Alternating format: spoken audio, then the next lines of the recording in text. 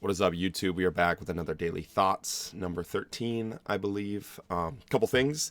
When I do long form content, like I did yesterday, I decided I'm not going to do a Daily Thoughts on that day because it feels cringe to me to like record one thing in one situation and then record and talk about something completely different in the same outfit. I didn't like that thought process. So when we do long form content, we're just going to stick with the long form content for that day and then daily thoughts on the other day. So we'll get 6 daily thoughts. So I didn't miss one. That was purposeful. And if I have to upload 2 long videos to YouTube every single day, I might do bad things to myself because it is driving me insane. Yesterday's 30-minute video took like 4 hours to upload. I was like, bro, what are we doing? Anyways, today we did a podcast with No Bullshit Physio. Uploaded that. That's on YouTube as well if you want to listen to it. But kind of calling out a lot of the BS in the PT world and a lot of BS in the Chiro world.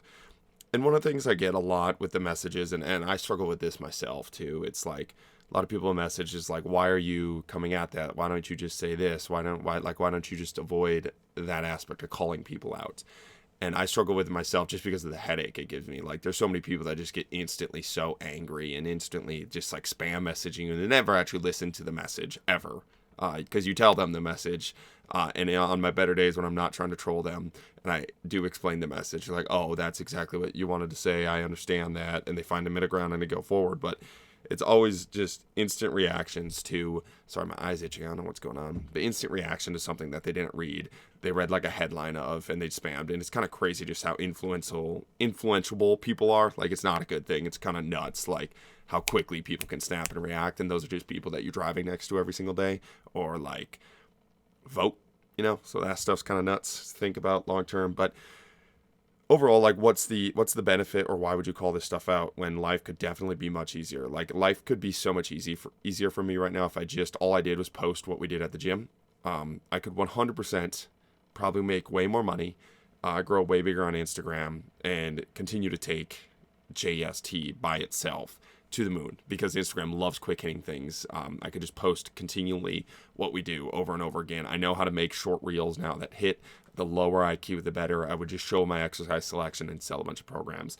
And so why don't I just take that easy path? Why don't I take the business path there? And there's a couple fold things, but one of the things that really makes me stick to my guns there was something Jordan Peterson said that has just forever just sat with me. And anytime I struggle with saying what I feel like I need to say, I come back to this, and it's when you see a problem, that is your problem to go solve, because many other people are not going to see it, or many other people are not going to solve it. And when you don't solve the problem that you see, so there's a problem presented to you with right in front of you, you're the only one that sees it. Maybe other people see it too, but they're not solving it. When you see that problem, you feel that problem. That is a call from the universe to go solve that problem. And if you don't, nobody else will. And if nobody else does, even if they are small problems, it's picking something up off the ground, it's walking an old lady across the street, small things like that. That is how society slowly corrupts.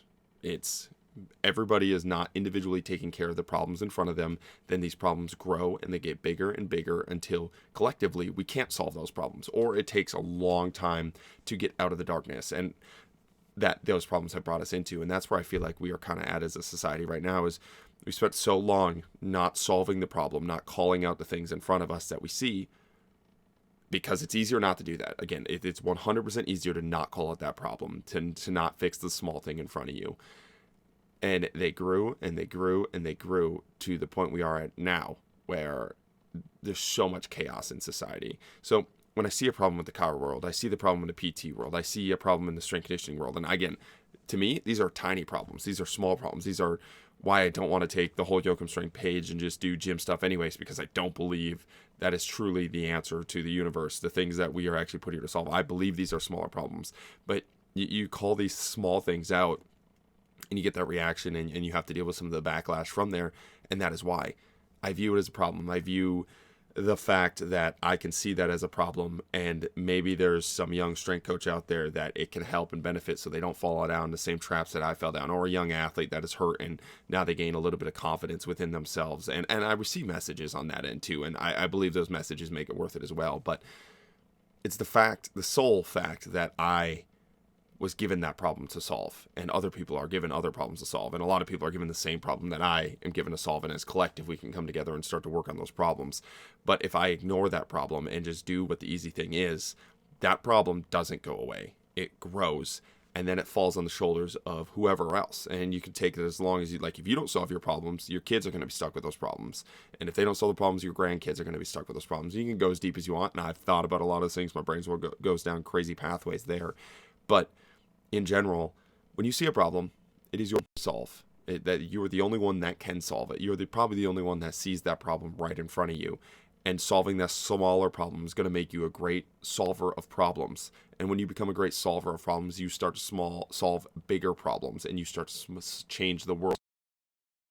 And that's a whole other separate rant. But I feel like so many people have never solved a small problem in their life, and they focus on these big outlandish problems. You can go as big as like, let's say global warming as an example. It's like a person that has never done anything ever. They have never solved a singular problem in their life is going to pick global warming as their problem to solve, which is an amazing task here. This, like, you solve that problem and you save the world and you do amazing things. That is great. But that is not why that person picks that problem. That person picks that problem because they know it is an unfixable problem for their skill set.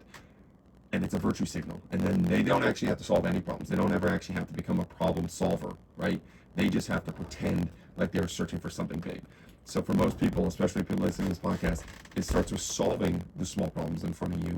And then you work your way up to being able and being capable of actually solving those bigger problems. And again, those bigger problems are rooted in these smaller problems. So as you are making yourself a better problem solver, you are also working your way up of cleaning up this big problem. Because it's not just one solution in all these big problems that we have in the world. There's never just one simple solution that solves all of it. It's going to be so much corruption and so many small problems leading up to it that were not solved. And that's why that problem got as big as it did. And you are not going to do that by virtue signaling and saying, oh, that's my task. It is an amazing task to have huge goals, to have big problems you want to solve. But again, to actually solve them, you have to start with the small problems. You have to start with the thing right in front of your face. And if you're not doing that, it's kind of just turning into a virtue signal, and you're wasting time and you're pretending. And I don't think anybody deep down wants to pretend, right? They're not put on this earth to pretend. So don't trick yourself. Solve the problems in front of you. How hard they are, say the words you were putting up to the big problems, and build your skill sets up to become a better problem solver. So a little bit of long rant, but hopefully that was worth it. I'm gonna go watch the rest of the Bills-Chiefs game, and have a good night. I'm gonna go make some ribeye tacos today. They're bangers, and I got some leftover New York strip. I've been eating a lot of steak, and that's gonna be a little bit of a move for me. Eat some steak in January and kind of switch over into that game. And we got softball season coming up here, probably in March, April. We got a Florida trip coming up there with it, but March, April is when we really want to be shreddy and ready for softball season. So starting out that lean out, little like build up, lean out process now. So continue to cover that, but thank you guys for listening. Boom.